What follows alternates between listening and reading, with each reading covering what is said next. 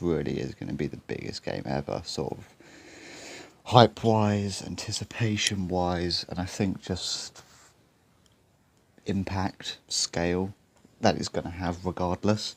I mean, regardless, this game is going to make a absolutely ridiculous amount of money. It's going to make an absolute fuck ton amount of money, regardless. But will it actually deliver? Will it actually deliver? This really is the question, isn't it? So, Rockstar's highly anticipated sequel was supposed to be out by now, but as we edge closer to GTA 6's release date, the weight of expectation feels impossibly massive. If you're counting down the days waiting for GTA 6's arrival on November 19th, it might pain you to know that prior to the last delay, it was supposed to launch this week on May 26th.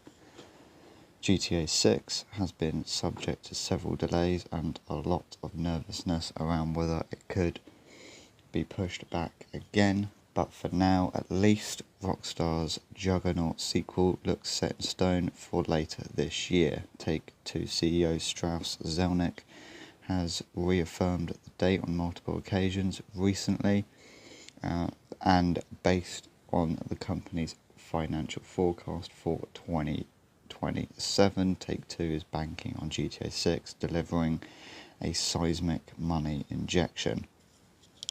What was Rockstar's last game? What was the last thing that Rockstar actually made?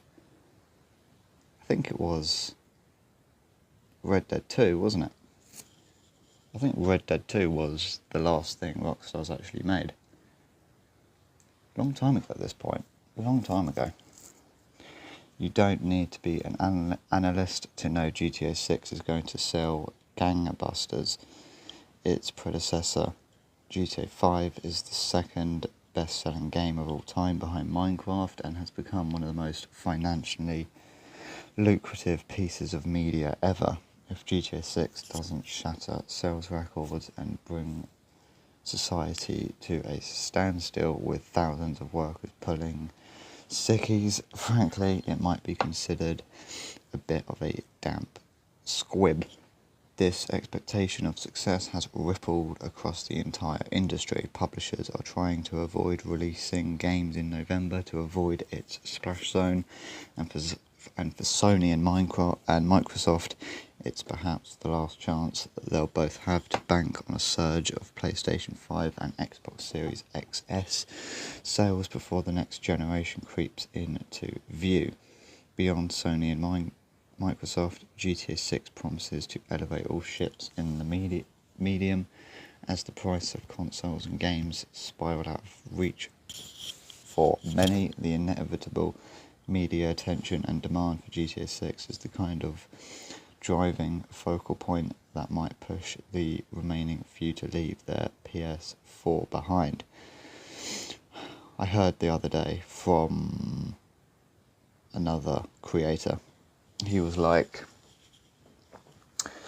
who was it that said this the other day? I think it was Luke Stevens, if you know Luke Stevens. He was like, Rockstar should put GTA 6 at like 60 quid. And that would force the industry to lower prices back down.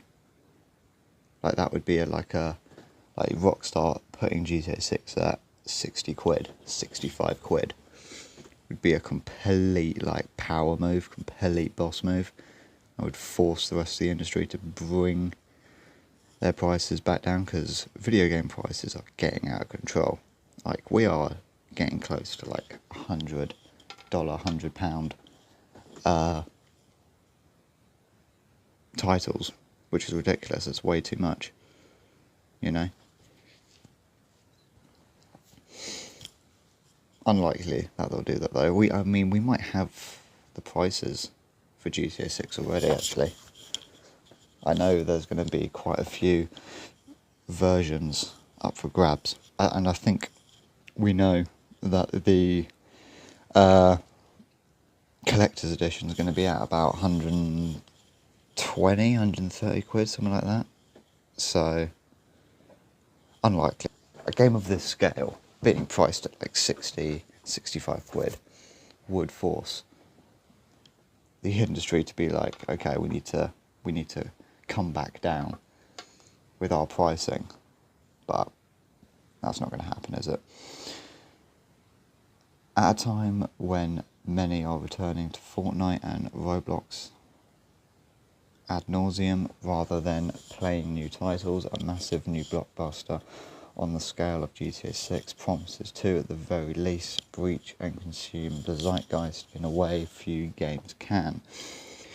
There's an enormous amount riding on GTA 6 before you even consider the game's quality, and while it will undoubtedly be the biggest game of the year, there are questions around how much of an impact it will make in 2026. When you compare the gaming landscape now to the launch of GTA 5 in 2013, things have changed dramatically. There are more new games than ever, but only a small fraction of people are actually playing them. Back then, live service titles existed but were far less prevalent, which allowed something like GTA Online to sweep in with ease.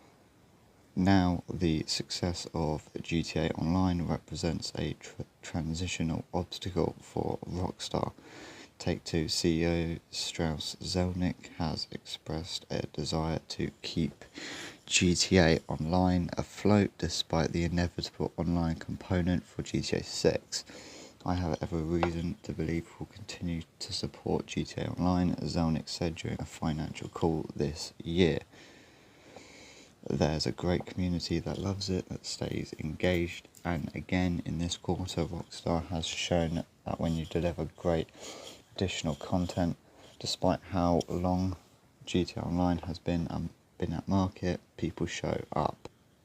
The online portion for GTA 6 will undoubtedly be awash with players when it does launch, but the prospect of dividing the player base or serving up something at the outset which isn't as feature-rich as its predecessor is a problem Rockstar hasn't necessarily had to deal with before. So that is interesting that they're not necessarily going to close down GTA Online, but GTA 6 is absolutely going to have an online element like GTA 5. I mean, they'll need to. I mean, GTA Online is an absolute cash cow, and I mean, they've been, GTA 5 came out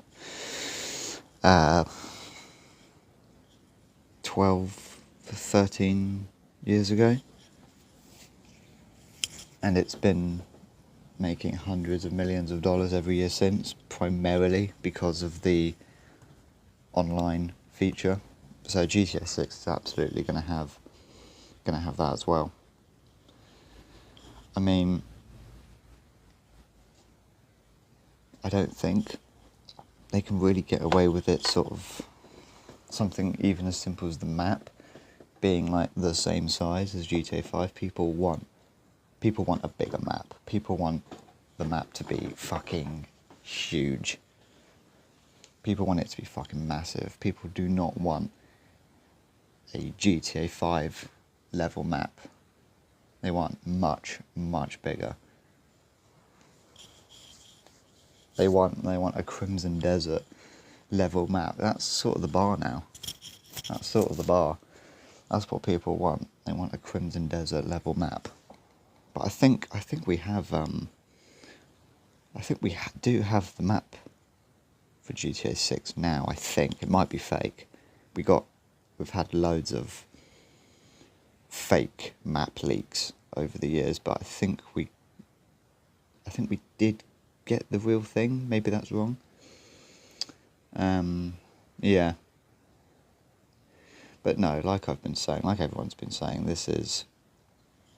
I think whether it can actually deliver and live up to the hype is an interesting question.